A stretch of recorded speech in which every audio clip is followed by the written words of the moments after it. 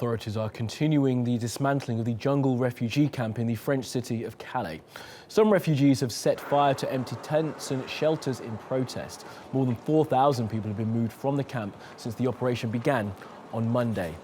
And our Sarah Morice is there. Sarah, good morning to you. So people were worried that there would be violence as these removals started. What's been the situation and any trouble overnight?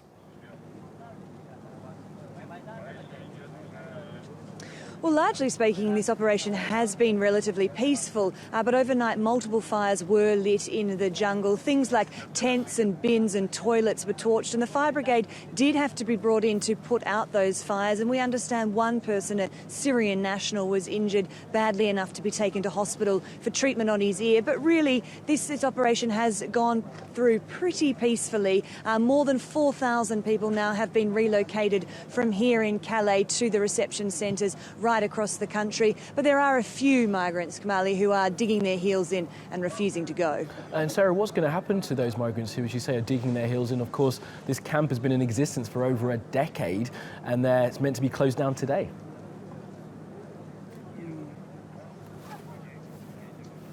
Well, that's exactly right. So today is supposed to be the last day that the buses will take the migrants and refugees from here to the reception centres around the country. And I'm standing outside the marshalling point where these buses leave from. And this morning there are really long queues here and it seems quite organised, whereas yesterday was a little bit chaotic.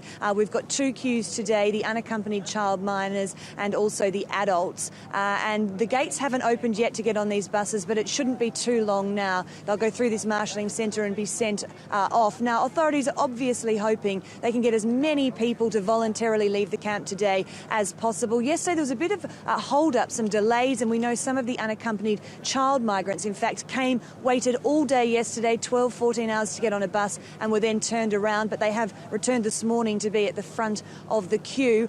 If they don't go, if there are people in the jungle who are digging their heels in, which we know there are, then charities are concerned perhaps authorities will use force to remove them. The other thing we're hearing is that some of the migrants are taking issues into their own hands. They don't want to be dispersed around France because they want to go to the United Kingdom. So they want to stay very close to Calais, which is obviously the easiest crossing point to the UK. And we understand that some of the migrants and refugees have been going to a local bus stop here in Calais, hopping on a local bus and just going 30 miles up the road to a town near Dunkirk where another camp like the jungle camp, but smaller, has sprung up. And Sarah, just finally then, it does look very cold. What's being provided for the people who are waiting and have been waiting overnight to get on these buses? And where are they going to be sent to? There are some 400 camps that have been set up. Are they close by to Calais? Are they trying to push them as far away from the coast as possible to deter them trying to get to the UK? What's the situation for the refugees from this point onwards?